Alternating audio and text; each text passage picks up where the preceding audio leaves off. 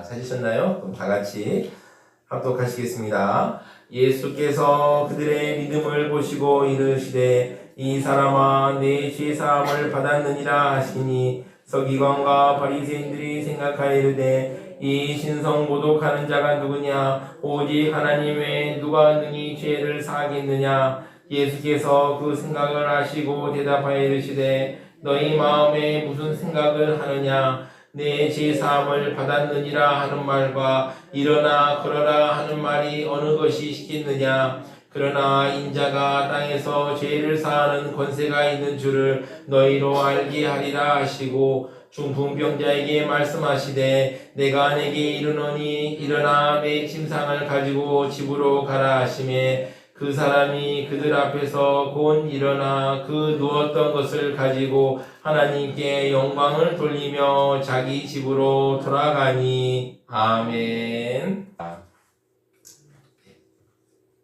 성스러운 주일 아침에 거룩하신 주의 전을 사랑하는 수많은 성도님들 한 분 한 분마다 하나님의 사랑과 은혜와 축복이 넘쳐나시기를 진심으로 축원합니다. 지난 한 주 동안 다들 어떻게 평안하셨는지요? 날씨가 너무 변화무쌍하죠. 어제도 막 비가 막 오고 그러니까 감기 들기가 참 쉬운 계절인 것 같습니다. 지금 오늘 못 오신 분들 중에서도 감기 때문에 못 오신 분들이 좀 있으시거든요. 그래서 여러분들, 우리 성도 여러분 감기 조심하세요. 저도 중간에 몸살 감기가 좀 있었습니다. 그래서 약 먹어가지고 이제 지금 여기 강단에 섰는데 그래서 건강 조심하시기 바랍니다. 우리 2025년 표 한번 같이 읽어볼까요? 네, 시작하겠습니다. 말씀으로 든든히 세워가는 교회. 네, 우리 교회가 작지만 하나님의 바른 말씀으로 든든하게 세워가는 아름다운 교회 되기를 기도하고 또 바랍니다. 네. 많은 사람들은 문제의 원인을 찾으려고 노력합니다.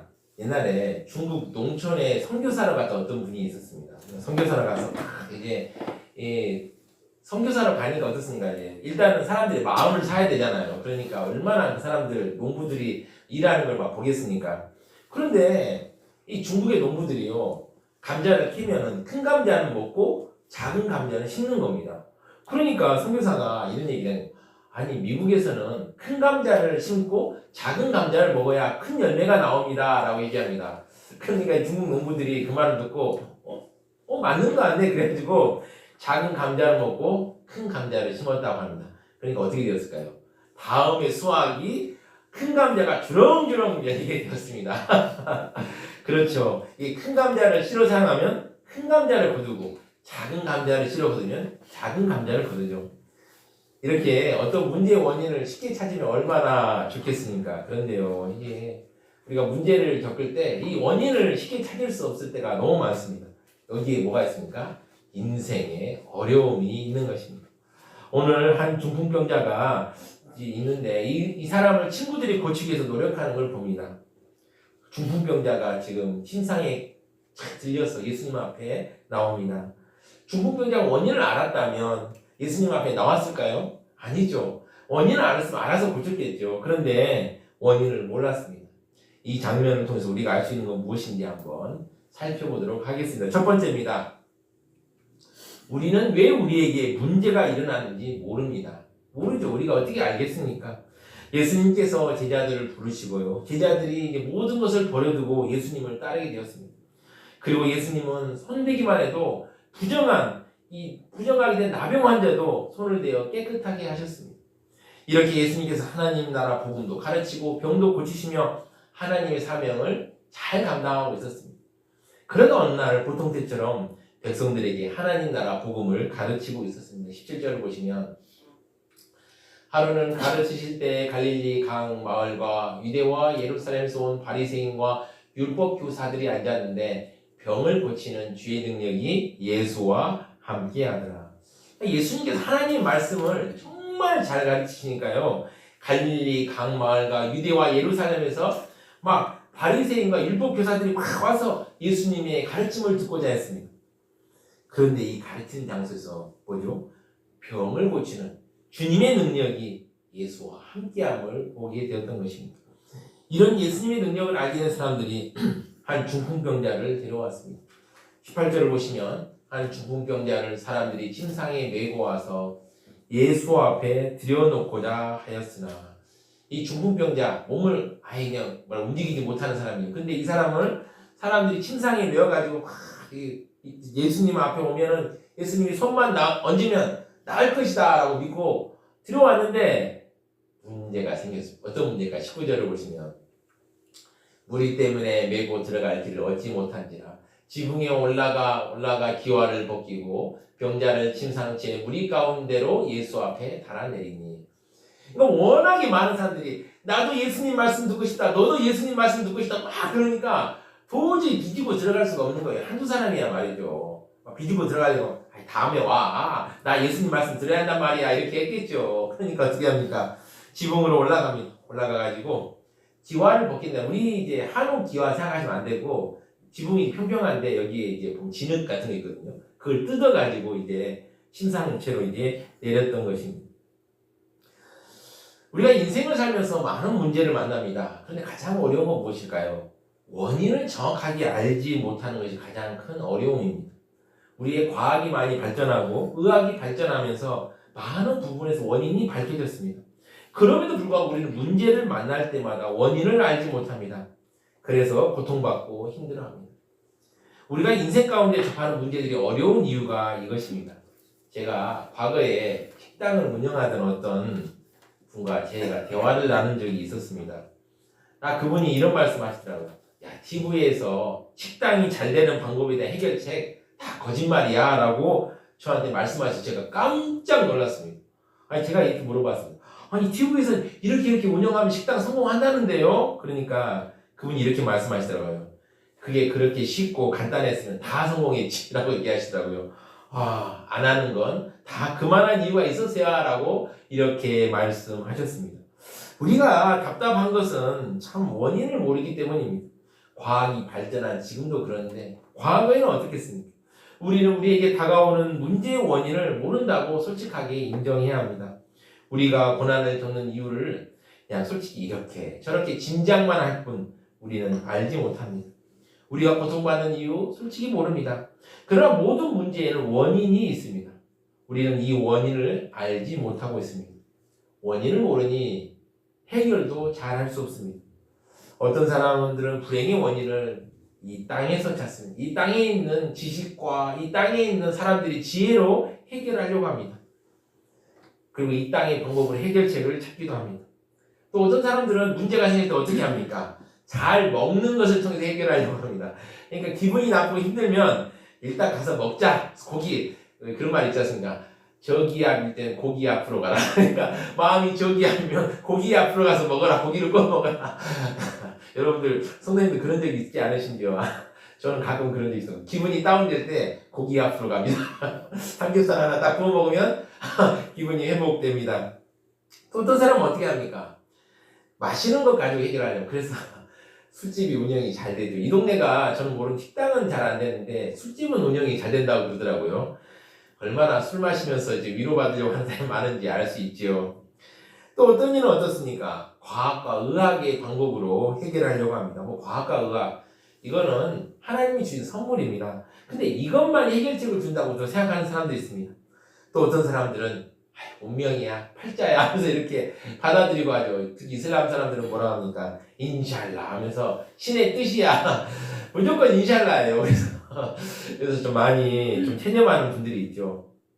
오늘 한 중풍병자도 들것에 실려서 예수님께 왔습니다. 그도 무엇이 원인인지 모릅니다. 그렇다고 우리는 이런 문제의 원인을 모르니 괴로워하고 힘들어합니다. 그렇다면 여기서 힘들어하기만 해야 할까요? 아닙니다. 이 원인을 아시는 분이 있습니다. 누구십니까? 두 번째입니다. 예수님께서는 모든 것을 아십니다. 예수님께서는 그 사람들의 믿음을 좋게 보셨습니다. 예수님께서 칭찬하시던 분들은 예외 없이 믿음이 있는 사람들이었습니다. 그래서 말하였습니다. 20절을 보시면 예수께서 그들의 믿음을 보시고 이르시되 이 사람아 내 죄사함을 받았느니라 하시니 예수님께서는 중풍병자를 고쳐주셨을 뿐만 아니라 죄사함의 축복까지 더해주셨습니다. 그런데 서기관과 바리새인들이 이렇게 죄사함하는 것은 하나님을 모욕하는 아주 나쁜 일이라고 생각했습니다. 21절을 보시면 이렇습니다. 서기관과 바리새인들이 생각하기를 이 신성 모독하는 자가 누구냐? 오직 하나님 외에 누가 능히 죄를 사하겠느냐? 그런데 예수님께서는 이들이 지금 말하고 있는 게 아닙니다. 생각만 하고 있는 겁니다. 생각만. 이 신성 모독하는 자가 누구냐라고 생각만 하고 있는 거죠. 그런데 예수님께서는 참 하나님이시기 때문에 서기관과 바리새인들의 생각을 알고 있었습니다. 그래서 말씀하셨습니다. 22절을 보시면 예수께서 그 생각을 아시고 대답하여 이르시되 너희 마음에 무슨 생각을 하느냐. 23절을 보시면 내 죄 사함을 받았느니라 하는 말과 일어나 걸어라 하는 말이 어느 것이 쉽겠느냐.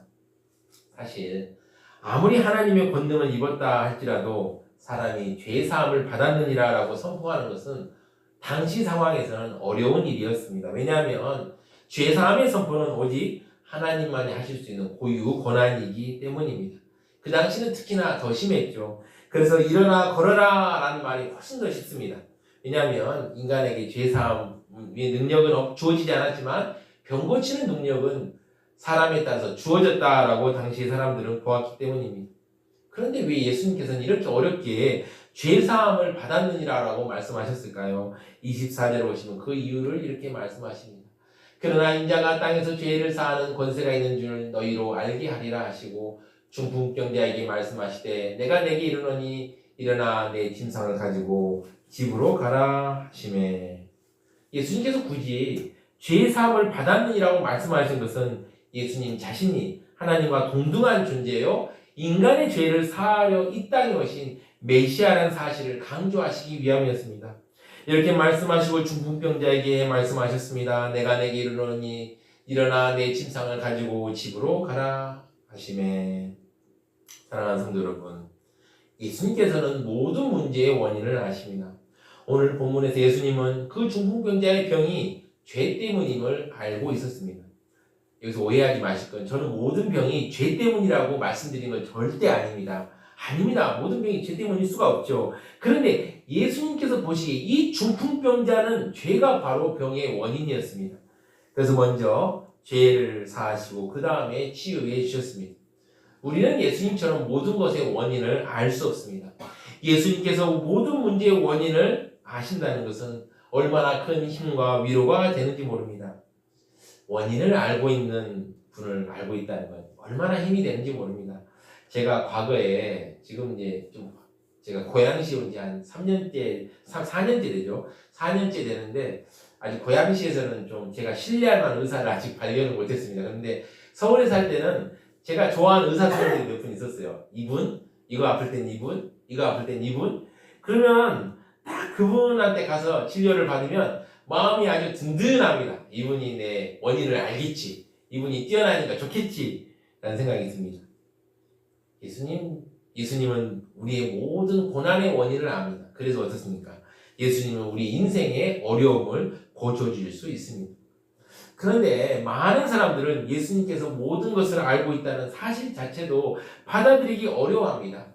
그래서 어떻게 합니까? 사람들이 나름대로 머리를 굴리기 시작합니다. 네, 머리를 굴려 자기 나름대로 해결책을 막 찾아보려고 애쓰죠. 제가 늘 말씀드리지만 예수님께서 모든 것을 알고 있다 해서 제가 가만히 있자라는 말씀은 아닙니다. 가만히 있고 그냥 병이 들어도 기도만 해라 라는 말씀은 전혀 아닙니다. 우리가 할 수 있는 건 해야죠. 아프면 병원도 가야 되고요. 또 어려움이 있으면 상담도 받으러 가야 되고 우리가 할 수 있는 건 해야 됩니다. 그렇지만 우리가 의지하는 또 바라보는 분이 예수님이 돼야 합니다. 우리가 의사 선생님의 도움을 받을 수도 있고 또 주변에 상담사의 도움을 받을 수도 있습니다. 그러나 그 사람이 우리 절대자가 되어서는 안 됩니다. 예수님이 우리의 원인을 아시는 궁극적으로 우리의 문제를 해결해 줄 분이라는 사실을 잊지 말아야 합니다. 예수님께서는 모든 것을 아십니다. 그래서 이 모든 것을 아시는 예수님을 우리는 의지해야 합니다. 이걸 생각하고 찬양을 하겠습니다. 찬송가 86장 내가 늘 의지하는 예수 찬양하시겠습니다. 박수로 찬양하겠습니다.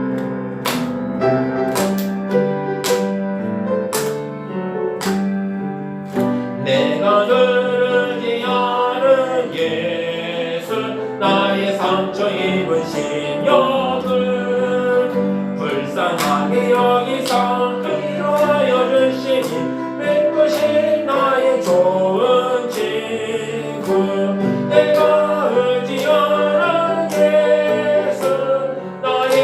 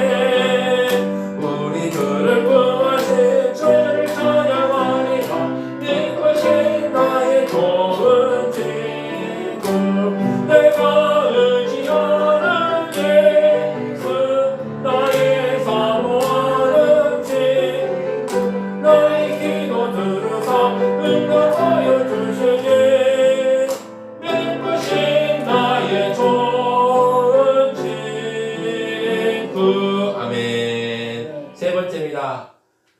예수님을 믿고 나아갈 때 그분은 우리를 가장 선한 길로 인도하십니다. 예수님께서 이렇게 죄사함을 선언하시고 일어나 가라라고 하시자 그 중풍병자가 일어납니다. 예수님께서는 그 사람의 영적인 육적인 모든 문제를 다 해결하셨습니다. 25절을 보시면 그 사람이 그들 앞에서 곧 일어나 그 누웠던 걸 가지고 하나님께 영광을 돌리며 자기 집으로 돌아갑니다. 앞서는 스스로의 힘으로 움직일 수도 없었습니다. 심상에 의지해서 올 수밖에 없는 사람이었습니다. 그런데요, 이 사람이 스스로 일어났을 뿐만 아니라 자기가 누웠던 그 침상도 가지고 가면서 하나님께 영광을 돌렸다는 것입니다. 이게 정말 놀라운 일입니다. 여러분 생각해 보세요. 자기 몸도 감당하지 못한 사람이 그냥 몸을 가누고 일어나는 것도 엄청난 일인데요. 침상을 들고 갈 정도로 회복되었다는 것은 진짜 기적입니다. 젊은 사람들도 이런 상황이면 자기 몸 하나 가누기도 힘든 상황인데 침상까지 들고 갔다는 건 더 대단한 일이고, 이런 기적을 보자 모든 사람이 놀라서 하나님께 영광을 돌렸으니 26절을 보시면 모든 사람이 놀라 하나님께 영광을 돌리며 심히 두려워하여 때 오늘 우리가 놀라운 일을 보았다 하니라. 성도 여러분, 모든 것을 아시고 모든 것을 하실 수 있는 예수님은 그분을 믿고 의지함으로 다가오는 중풍병자를 고쳐주셨습니다. 그의 몸뿐만 아니라 영혼까지 고쳐주셨습니다. 예수님께서 지금도 이 땅에 계신다면 저는 찾아뵐 것 같습니다. 정말 찾아뵐 것 같아요. 예수님께서 만약에 지금도 2000년 동안 살아계신다고 하면 어떨까요? 수많은 사람들이 막 구름대처럼 막 몰려올 겁니다. 아마 번호표 뽑고 기다려야 할지 모릅니다. 요즘에 이제 대형병원 의사들 중에 명의라고 알려진 분들이 있습니다. 몇몇 분들이 있는데요. 이분들 진료 받으려면 시간이 정말 오래 걸립니다. 작게는 6개월, 길게는 2년, 3년 막 걸리죠. 이분 진료를 받으려고 기다리다 죽는 돌아가실 것 같아요. 진짜 기다려야 되죠. 의사들만 그럴까요? 여러분, 요즘에 이제 부흥회를 잘 안 하는데, 부흥회, 한국에서 부흥회 하면 그래도 유명하신 분, 두 분 있지 않습니까? 누구죠? 대전 중동교회 장경동 목사 있고, 또 한 분 누구죠? 부산 포도원교회 김문훈 목사님 알겠습니까? 저도 최근에 알게 된 사실인데, 이분들 섭외하려면 2년 전부터 예약해야 돼요. 대단하죠. 그냥 바로 전화해서 다음 기회 해주세요. 안 돼. 2년 전부터 예약해놔요. 2년 전 예약해야 그분들 스케줄에 맞출 수 있습니다. 최근에 이제 관산동에 있는 행복한 아까 보셨던 어린이 특기 있는 교회에 가서 부흥회를 했어요. 그래서 그 두 분을 초청했다고 하시더라고요. 그래서 거기 담임 목사였던 최명희 목사님께서 박 목사 한번 와봐. 그래가지고 또 저도 너무 좋으신 분들이니까 만나기 어려운 분들이니까 한번 참석했는데 잘하긴 잘하시더라고요. 한 시간 반 동안 대사 웃다가 감동받고 은혜 받았던 시간을 또 가졌습니다. 여러분, 의사와 목사도 이 정도인데 예수님께서 만약 이 땅에 계신다면 제가 직접 만나 뵈러 가면 몇 년 기다려야 할까요? 한 20년 기다려야 되지 않을까요? 아니다, 제 생각인데 2000년 살아 계셨으니까 아마 100년 기다려야 되지 않을까. 아마 제가 살아생긴 한번 뵐 수 있을까 말까. 예수님이 지금도 살아 계신다면요. 그런데 예수님께서 어떠셨습니까? 부활하신 뒤 하늘로 승천하셨지요. 지금도 하나님 우편에서 예수님을 믿는 성도들을 위해 기도하고 있습니다. 그래서 우리는 직접 뵙지 않더라도 기도를 통해 예수님의 도움을 받을 수 있습니다. 주님께서는 주님을 믿는 사람들을 세상 끝날 때까지 함께 하신다고 하셨습니다. 그리고 그 주님이 우리가 기도할 때 우리의 기도를 들으시고 가장 선하게 인도하십니다. 때때로 우리가 기도할 때 응답을 못 받은 경우도 있죠. 주님, 이거 도와주세요. 막 이런 기도. 저도 얼마나 그런 기도들이 많았는지 모릅니다. 그런데 저도 응답 못 받을 때가 참 많았죠. 기도 응답 못 받은 사람, 대표적인 사람이 누구일까요? 사도 바울 아니겠습니까? 우리가 다 알지만 사도 바울은 얼마나 대단한 성령의 사람이었습니까? 사도행전 19장 12절을 보시면 심지어 사람들이 바울의 몸에서 손수건이나 앞치마를 가지다가 병든 사람이 얹으면 그 병이 떠나고 악기도 나가더라. 사도 바울이 얼마나 성령의 권능의 사람이었으면 이 바울의 몸에서 손수건, 앞치마 이거 들렸던 거 그냥 가져다가 병든 사람이 손을 얹을 필요도 없어요. 그냥 옷까지만 얹어도 낫는다는 것입니다. 얼마나 성령의 사람이었습니까? 그런데요, 그렇게 성령의 권능을 했던 그분도 자신의 질병을 낫게 하는 기도가 응답되지 않는 슬픔을 맛보아야 했습니다. 고린도후서 12장 7절부터 10절까지 제가 읽어드리겠습니다. 여러 계시를 받은 것이 지극히 크고 너무 자만하지 않게 하시려고 내 육체에 가시고 사단의 사자를 주셨으니 이는 나를 쳐서 너무 자만하지 않게 하려 하심이라.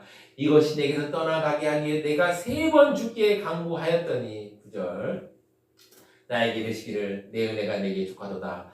이는 내 능력이 약한 데서 온전하여 짐인지라 하시니라.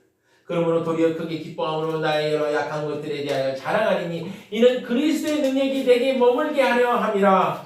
10절 그러므로 내가 그리스도를 위하여 약한 것들과 능력과 궁핍과 박해와 공고를 기뻐하노니 이는 내가 약한 그때에 강함이라. 아멘. 예수님께서는 바울이 교만하여져서 온전하지 못하게 될까봐 육체에 가시를 주셨습니다.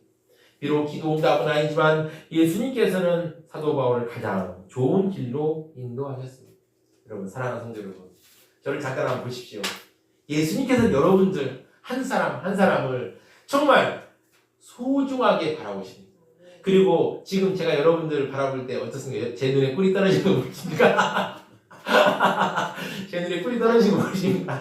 저보다 더 100배 만배 뿔이 떨어지는 눈으로 여러분들 한 분 한 분을 사랑의 눈으로 바라보고 계십니다. 예수님을 믿으십시오. 그분의 사랑과 자비 인도하심을 바라보십시오. 우리나라의 복음을 전하기 위해서 많은 분들이 희생하고 헌신하셨어요. 그 중에 우리나라 이름은 배위량이라는 선교사님이 계십니다. 이분 원래 이름은 윌리엄 마틴 베어드인데 한국식으로 배위량이라고 불렸는데요. 지금 여기 있는 사진은 그 배위량 선교사님의 부인입니다. 그래서 우리가 이제 찬송가를 보면 배위량 부인이라고 작사가가 있는 분이 있어요. 이분이 애니 로릴 애덤스 베어스라는 분입니다. 이게 선교사님 아내분이죠. 근데요, 이분이 우리나라에서 얼마나 고생을 많이 했는지 모릅니다. 선교하다가 아이를 한 명 잃었어요. 그리고 부산에서 선교를 했는데 이 선교사가 살 집이 없습니다. 그러니까 이 살 집을 마련하기 위해서 중국 사람들 또 우리나라 사람들 돈 주면서 좀 해달라고 했는데 이 사람들이 아시죠? 중간에 다 돈 빼놓고 가가지고 찢다가 물어버리고 얼마나 거처할 데도 없고 얼마나 힘들었습니까? 게다가 이 또 베이량 선교사님이 나는 선교를 위한 전도를 위한 사명이라면 그냥 돌짝밭이라도 가겠다, 아골골짝이라도 가겠다라는 마음으로 1년의 절반 이상은 집을 비웠어요.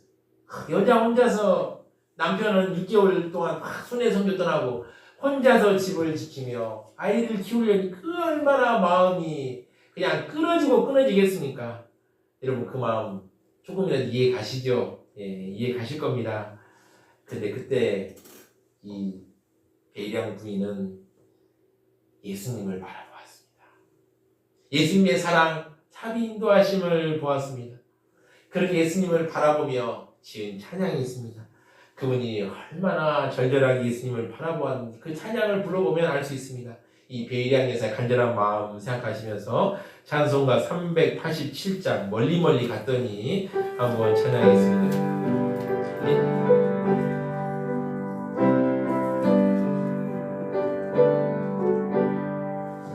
멀리 멀리 갔더니 저려하고 걸으며 슬프고도 외로워 정처없이 다니니 예수 예수 내 주여 지금 내게 오셔서 떠나가지 마시고 길이 함께 하소서.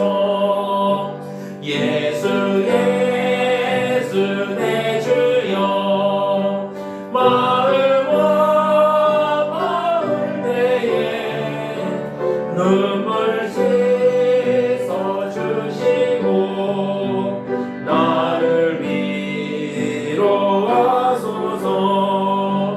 예수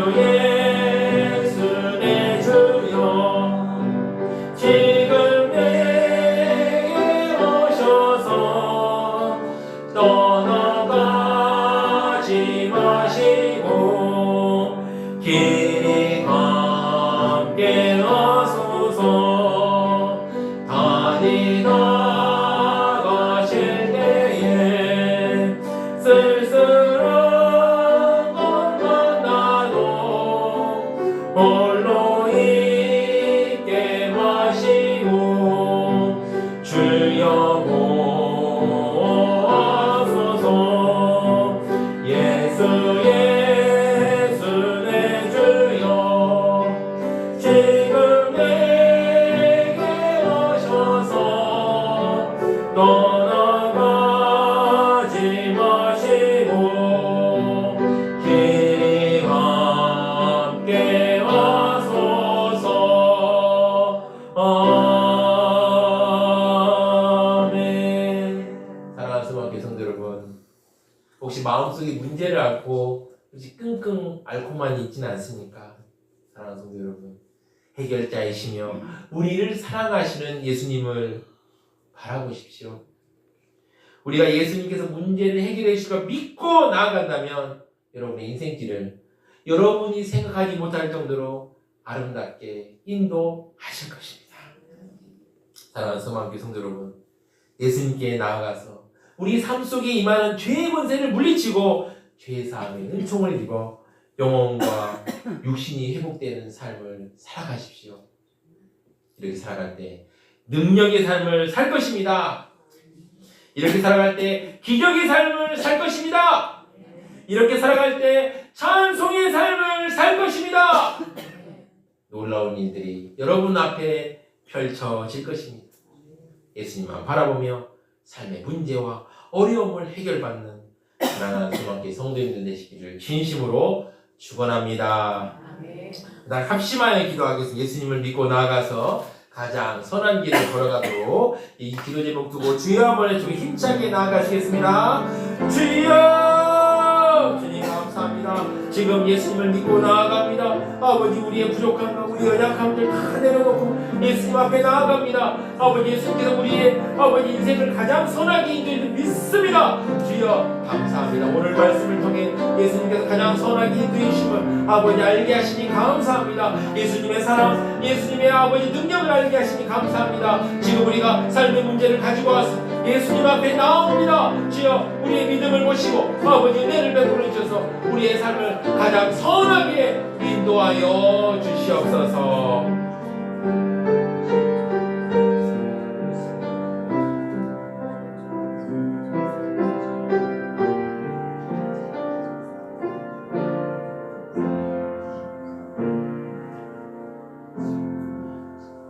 우리를 사랑하시고 좋은 것을 주기를 기뻐하신 하나님 아버지, 오늘 말씀을 통해 주님을 믿고 나오는 사람들에게 가장 선한 것을 주시는 분임을 알게 하시니 감사합니다.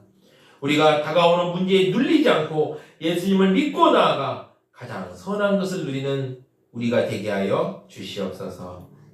이 모든 말씀 우리 주 예수 그리스도의 이름으로 기도드립니다. 아멘.